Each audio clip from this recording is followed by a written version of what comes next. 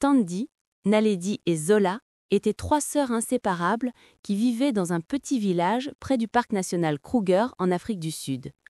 Tandy, l'aînée de 12 ans, était courageuse et déterminée.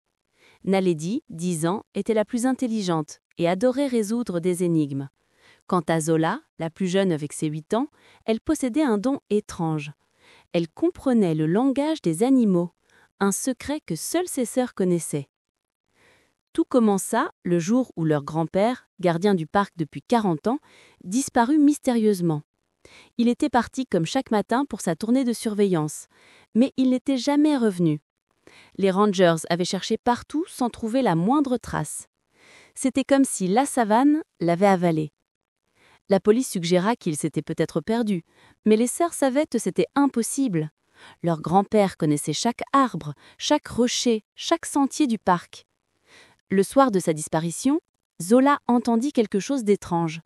Un vieil éléphant nommé Tembo, que leur grand-père nourrissait souvent, barrit près de leur maison. Zola sortit discrètement et écouta. « Les hommes aux yeux froids !» disait l'éléphant dans son langage grave et profond. « Ils ont emmené le vieil ami vers la montagne interdite. Danger, beaucoup de danger !» Zola rentra en courant et réveilla ses sœurs. « La montagne interdite ?» répéta Tandy, le visage pâle. C'était un endroit dont les adultes ne parlaient jamais, une zone du parc où personne n'avait le droit d'aller. Des légendes anciennes racontaient qu'un trésor y était caché, un trésor qui appartenait aux premiers habitants de ces terres, mais aussi que des esprits gardiens protégeaient l'endroit.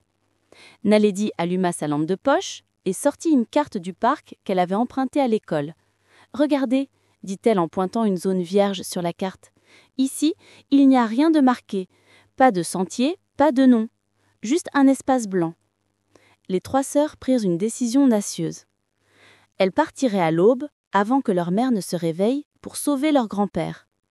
Tandy prépara des sacs avec de l'eau, de la nourriture et une trousse de premier secours. Naledi emporta une boussole, la carte et son carnet pour noter des indices. Zola insista pour prendre un tambour traditionnel que leur grand-père leur avait offert, disant qu'il pourrait servir. Les autres ne comprirent pas pourquoi, mais elles lui firent confiance. Le voyage à travers la savane fut plus difficile que prévu. Le soleil tapait fort et elles devaient constamment surveiller les animaux sauvages. Heureusement, Zola pouvait les avertir quand un danger approchait. Un lion passa 50 mètres d'elle, mais Zola l'entendit penser qu'il venait de manger et qu'il n'était pas intéressé par ces petits humains. Un serpent noir mamba glissa près de leurs pieds, mais Zola le supplia de les laisser passer, expliquant leur mission urgente. Le serpent, curieusement touché, s'écarta. Après 4 heures de marche, elles atteignirent le pied de la montagne interdite. C'était un endroit étrange où la végétation changeait brusquement. Les arbres étaient plus sombres, plus tordus, et un silence inquiétant régnait ici. Même les oiseaux ne chantaient pas. « Regardez !» chuchota Naledi en montrant le sol. Il y avait des traces de pneus récentes. Des véhicules sont venus ici. Récemment. Elles suivirent les traces jusqu'à l'entrée d'une grotte cachée derrière des buissons épineux. Des voix résonnaient dans la grotte. Tandy fit signe à ses sœurs de se taire, et elles s'approchèrent prudemment. 3 hommes discutaient dans la grotte, et au centre, attaché à un poteau, se trouvait leur grand-père. Il avait l'air exténué, mais vivant. Les hommes portaient des vêtements de camouflage et avaient des pelles et du matériel d'excavation. « Le vieil homme refuse de nous dire où se trouve l'entrée du tombeau, » disait l'un des hommes avec un accent étranger. « Il prétend ne rien savoir. » Un autre ricana. « Il ment.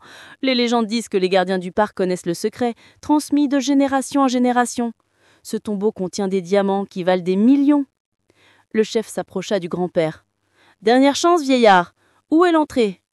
Le grand-père cracha par terre. « Je ne trahirai jamais mon peuple. Ce tombeau est sacré. Les diamants n'appartiennent à personne. Ils sont la mémoire de nos ancêtres. » Le chef leva la main pour le frapper, mais soudain, un bruit assourdissant retentit. Zola avait frappé son tambour de toutes ses forces. Le son résonna dans la grotte comme un coup de tonnerre, surprenant les hommes. « Courez !» cria Tandy. Les 3 sœurs surgirent dans la grotte. Naledi lança son sac à dos dans les jambes d'un des hommes, qui trébucha. Tandy se précipita vers son grand-père et commença à détacher ses liens avec son couteau suisse. Zola continua de frapper le tambour et quelque chose d'extraordinaire se produisit. Le sol de la grotte commença à trembler. Les hommes terrifiés reculèrent. Des fissures apparurent dans les murs et une lumière dorée en émergea. Soudain, des silhouettes translucides se matérialisèrent. Des guerriers anciens en tenue traditionnelle, portant des lances et des boucliers. C'étaient les esprits gardiens dont parlaient les légendes. Leur chef, un homme imposant aux yeux brillants, pointa sa lance vers les pilleurs. « Profanateurs !» tonna une voix qui semblait venir de partout à la fois. « Vous avez cherché à voler ce qui n'est pas à vendre. Vous paierez pour votre cupidité. » Les 3 hommes, blancs de terreur, coururent vers la sortie en abandonnant tout leur matériel. Leurs cris résonnèrent longtemps après qu'ils avaient disparu dans la savane. Le chef des esprits se tourna alors vers les sœurs et leur grand-père. Son visage sévère s'adoucit. « Vous, jeune gardienne, vous avez du courage. Le tambour que tu portes, petite, dit-il en regardant Zola, appartenait autrefois à ma fille. Il reconnaît ceux qui ont le cœur pur. » Naledi, toujours curieuse malgré sa peur, demanda « Le tombeau existe vraiment ?» L'esprit hocha la tête. « Oui, mais ce ne sont pas des diamants qui y reposent. Ce sont des archives, l'histoire de notre peuple gravée sur des pierres précieuses. Un trésor de connaissances, pas de richesse. » Le grand-père libéré s'agenouilla respectueusement. « Grands ancêtres, pardonnez-moi, j'ai essayé de protéger le secret. » Le chef spirituel sourit. « Tu as bien fait, descendant, et tes petites filles ont prouvé qu'elles sont dignes de connaître la vérité. » Il se tourna vers les filles. « La vraie entrée du tombeau n'est pas ici. Cette grotte était un leurre pour tromper les pilleurs. Le véritable sanctuaire est sous le grand baobab, celui que vous appelez l'arbre à 1000 ans. » « Pourquoi nous le dire ?» demanda Tandy. « Parce que le monde change. Bientôt notre histoire pourrait être oubliée. Vous 3, vous êtes la nouvelle génération de gardiennes. C'est votre tâche de protéger ce savoir, de le partager avec le monde quand le temps sera venu, mais de le défendre contre ceux qui voudraient l'exploiter. » Les esprits commencèrent à s'estomper. « Le tambour sera votre lien avec nous. Quand vous aurez besoin de conseils ou d'aide, frappez-le 3 fois. » Les sœurs et leur grand-père sortirent de la grotte dans la lumière de l'après-midi. Ils retrouvèrent le chemin du retour guidé par un aigle majestueux que Zola comprenait parfaitement.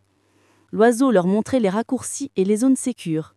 Quand ils arrivèrent au village, leur mère pleurait de soulagement. Les rangers avaient finalement localisé les 3 pilleurs qui erraient dans la savane, complètement perdus et terrorisés. Ils racontèrent une histoire incohérente sur des fantômes et furent arrêtés pour tentative de pillage. Le grand-père ne révéla pas toute la vérité aux autorités. Il dit simplement qu'il avait été capturé, puis libéré quand les hommes avaient pris peur. Mais en privé, il réunit ses 3 petites sœurs. « Vous avez été extraordinairement courageuses aujourd'hui, » leur dit-il les yeux brillants de Proter. « Tandy, ton courage nous a sauvés. Naledi, ton intelligence nous a guidés.